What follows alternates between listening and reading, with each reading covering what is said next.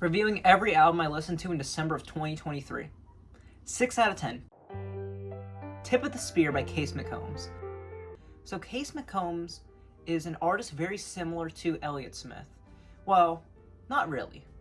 But whenever you would listen to a song from Elliott Smith on Spotify, the autoplay would automatically play his song Absentee off of this album.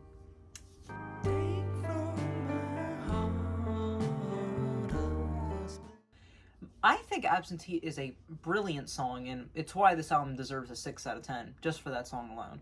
There's some other decent songs like Prayer for Another Day and Tying Up Loose Ends, but besides that, the album is just okay. Furthermore, another 6 out of 10 album that I listened to isn't really an album, it's a collection of pieces written by John Cage. Yep, it's John Cage's Prepared Piano Works.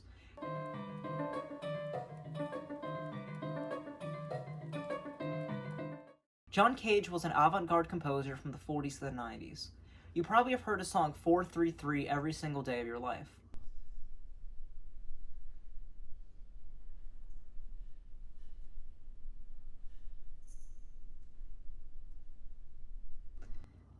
Anyway, these compositions show his unique musical talent because he basically kind of reinvented the piano in a way. Because what he did is that he put nuts and like bolts and like nails inside of a grand piano to create a percussive sound that sounds muted and completely unique, something people have never heard before. And creates these funky sounds like this song right here, which is the best composition in my opinion. But yeah, that Sonata number 5 and Sonata number 4 are really the highlights here.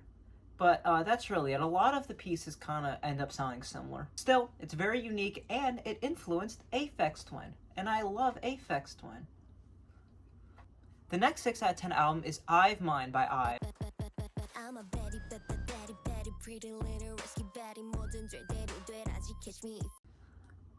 This is a K-pop EP that released this year. Yes, I like K-pop. This is my little thing above my bed. But, I don't know, the EP is just okay. I didn't like some of the production choices, like, on Either Way, and, like, the second half of the EP, very forgettable. Still, I love this song, Baddie. I'm a baddie, baddie, pretty little risky baddie. 뭐든 될 대로 되라지, catch me if you can. 7 out of 10. The Hoily Bible by Flory. Alternative country music, yep, I like it. I like the little twang it gives in me. And this album gives me that little twang I wanted. There are songs like Drunken High and Take My Heart, which I really adore, and Cowgirl Giving is so good because it has a harmonica. I love the harmonica. That's a hint for the 9 out of 10 album, by the way. And the other 7 out of 10 album is Till Death Was Never Enough by Violent Vera.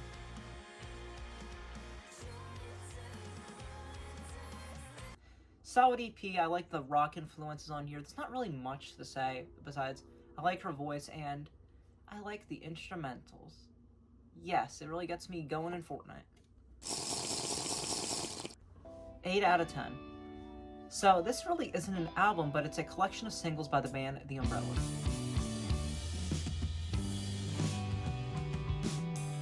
The Umbrellas are on the record label Slumberland Records, which also has the band The Softies, and The Softies are one of my favorite bands of all time. And this kind of sonically isn't like them, but you should listen to The Softies, that's all I want to say.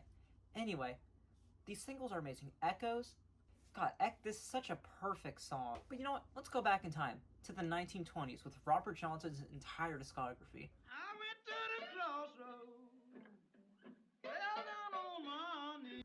Which is just like 27 songs, but still very good. They're very simple melodically and like composition wise because it's really just him on the acoustic guitar singing, but still he's able to create these amazing songs with amazing lyrics all the way back in the 20s.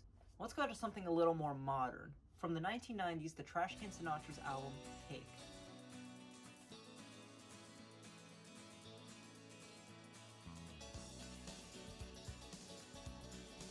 The Trashcan Sinatras were a jangle pop band from the 80s to the 90s and super underrated. I love the Smiths and their jangle pop, and this kind of sounds like the Smiths jangle pop a little bit. So I obviously would like this, and you should you would like this too, because it sounds very good. The lyrics are pretty good, especially on the song Obscurity Knocks, which also sonically is amazing. I love the intro, how it just kicks you right into it. They have like 30,000 Spotify listeners, and they deserve more. So you better do your part and listen to them, okay? The last 8 out of 10 album is Broke with Expensive Taste by Azalea Banks.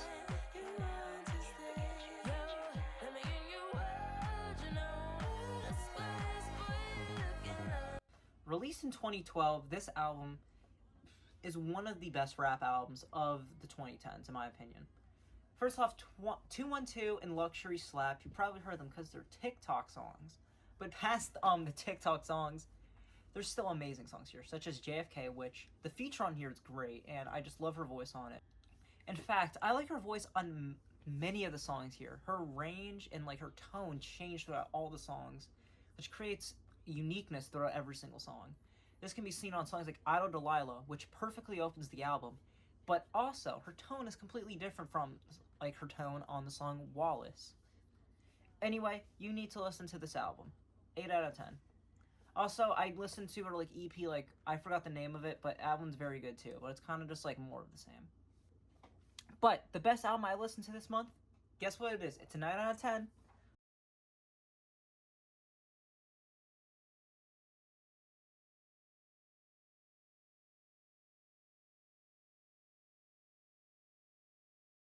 Going back in time with this one, such a solid album. It's so clear why this album is regarded as a classic. First off, Bob Dylan is an amazing storyteller. This is shown on the song Lily, Rosemary, and the Jack of Hearts, which is on this album, and it's a perfect story, and shows how good of a lyricist Bob Dylan is. And also, most of these songs, like the compositions, they're very simple, yet he's able to make them sound amazing and unique on each track, which really shows off his talent. Furthermore, he just has a bunch of good songs on here like Shelter from the Storm, which also is endlessly catchy. Anyway, this album is regarded as a classic, and I understand why, because it's really good. And also, I really like his harmonica. I know a lot of people like don't like Bob Dylan's harmonica for some reason, but my opinion, very good. It gives a little spice to his music. Makes it good. Yep. Alright, guys, that was my video. If you liked it, subscribe and hit that like button. I will be doing this every damn month. I won't miss a single one. Don't worry. Toodles!